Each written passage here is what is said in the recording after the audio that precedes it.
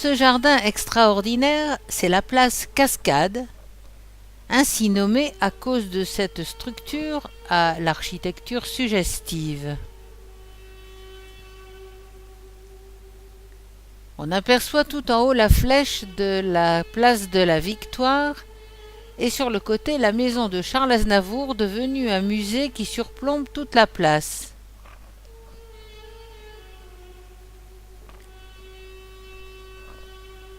Ici courent des antilopes, des lapins dégingandés. Ici rêvent des sculptures obèses de Botero ou devisent de maigres personnages à la Giacometti, au milieu d'une foule d'autres figures extravagantes.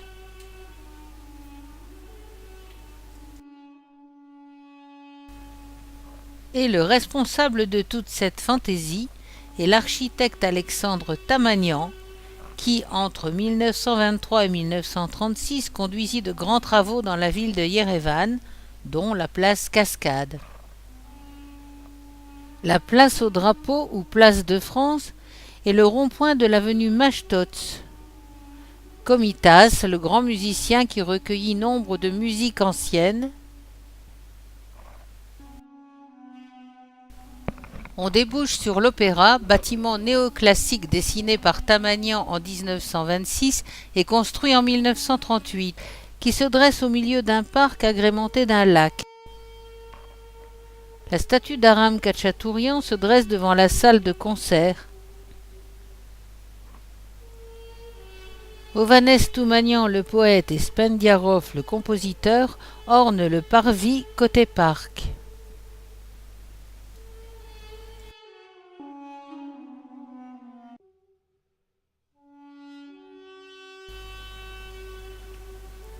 L'écriture arménienne est décidément très esthétique.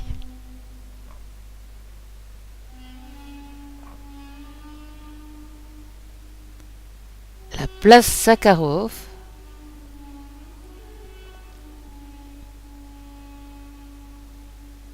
et le dissident en personne.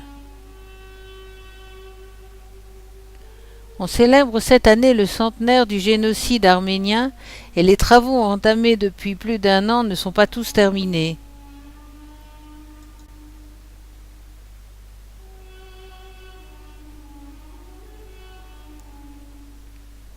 Sur l'allée funéraire, le long du mur, le mémorial des héros de la guerre contre l'Azerbaïdjan.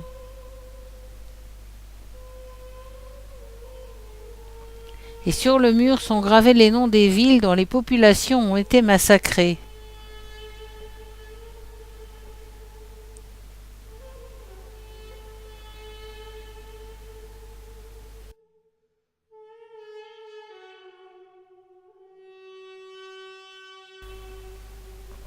Le mémorial s'ouvre comme une fleur à 12 pétales, symbole de l'éclatement d'une tombe sous la pression de la douleur des âmes. Au centre, la flamme éternelle, toujours fleurie.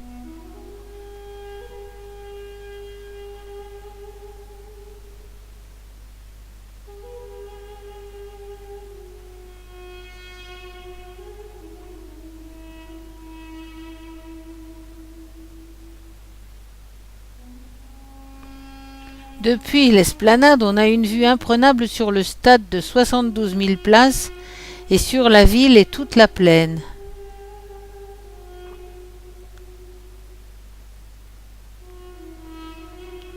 Traversée de la ville où l'on aperçoit quelques bâtiments imposants du style néoclassique arménien.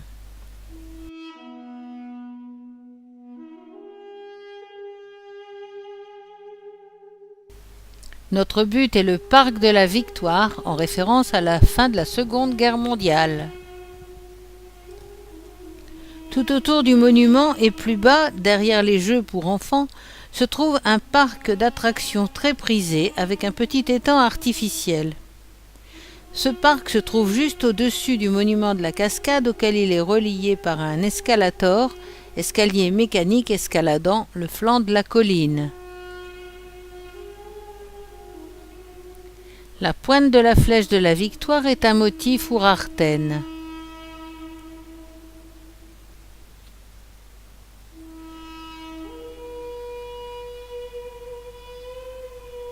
D'ici, la vue par beau temps porte jusqu'au mont Ararat. Et on y voit également l'immense statue de mère Arménie qui domine la ville.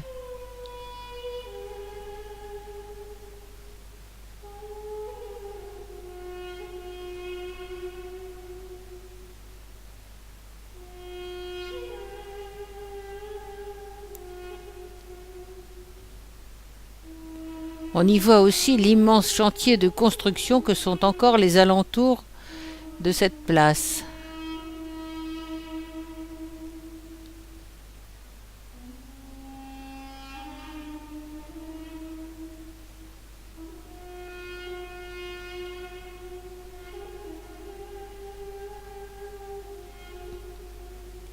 Et notre périple nous amène chez le peintre. Ara Etayan habite tout en haut d'un bâtiment vétuste datant de l'ère soviétique. L'atelier, minuscule et bien éclairé par 2 fenêtres ouvrant sur la rue Abovian. Architecture austère et sans fioritures. Des peintures partout, dessins, affiches, pinceaux et tubes de couleurs, tout ce à quoi on s'attend dans un atelier de peintre. Ara est un homme mince à l'aspect fragile et sérieux. Il parle avec précision de son travail, dans un français hésitant mais châtié. Ses recherches le mènent souvent à Paris, au Louvre ou au musée Guimet, source d'inspiration et d'expérimentation, où il réalise une partie de ses esquisses. Mais ses racines sont ici, et c'est ici que naissent ses toiles. Ses recherches englobent l'art mondial, l'Asie aussi bien que l'Europe. Ara nous montre les objets, paysages, natures mortes, tous sujets réels, concrets et matériels qui sont à la base de ses tableaux et que son imagination transforme. Il change l'atmosphère, il manipule les formes, il crée des compositions improbables dans le but de surprendre et de questionner. Sa peinture n'est pas photographique. Elle suggère, pousse le spectateur à imaginer, interpréter, réagir.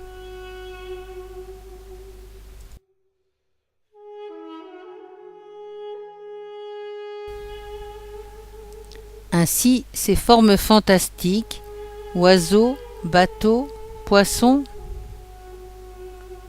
Ainsi, ce paysage fantastique basé sur le lac Sévan et une autre réalité du lac Sévan faite de taches de lumière. Les 4 saisons de l'année cohabitent dans ce verger de pommiers.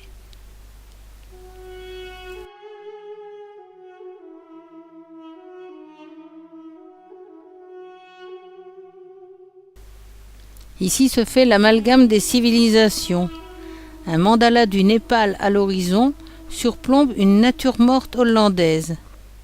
La fusion Orient-Occident ne se fait pas par l'histoire ou la culture, mais directement par l'image que le peintre veut induire dans l'esprit du spectateur. Les objets réels juxtaposés dans ces natures mortes perdent leur identité, leur signification particulière, pour créer un monde homogène, un monde qui s'auto-crée.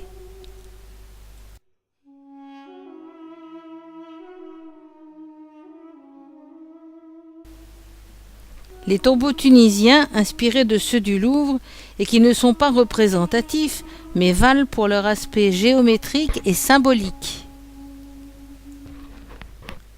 Ara Etayan parle d'un ton réfléchi, passionné, presque mystique. Il dit que le lac Sévan correspond à sa vision du paradis, mais que chaque tableau doit évoluer vers un univers moins reconnaissable. En poussant à l'extrême la généralisation de ses idées sur la toile, il veut créer l'impact émotionnel maximum.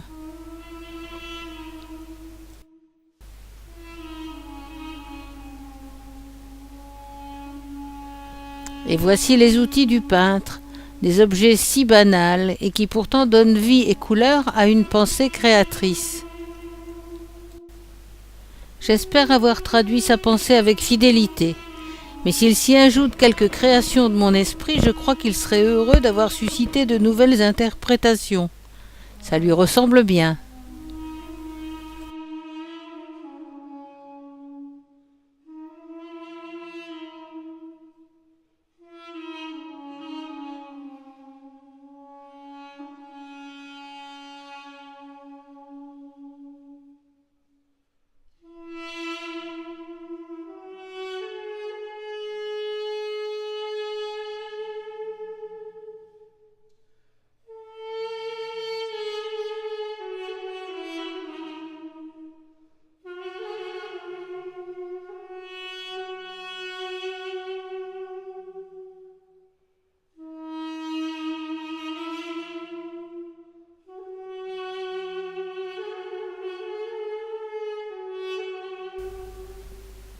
la place de la République, la nuit de la fête nationale.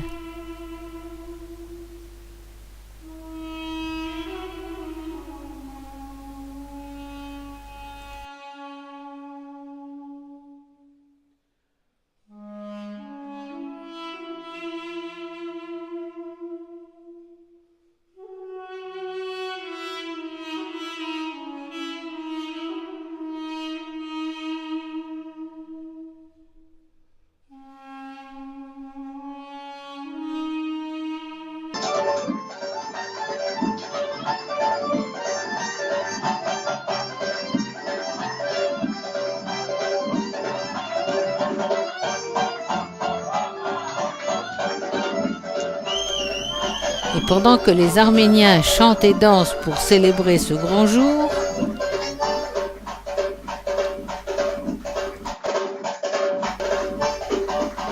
au petit matin, les dernières images avant le départ.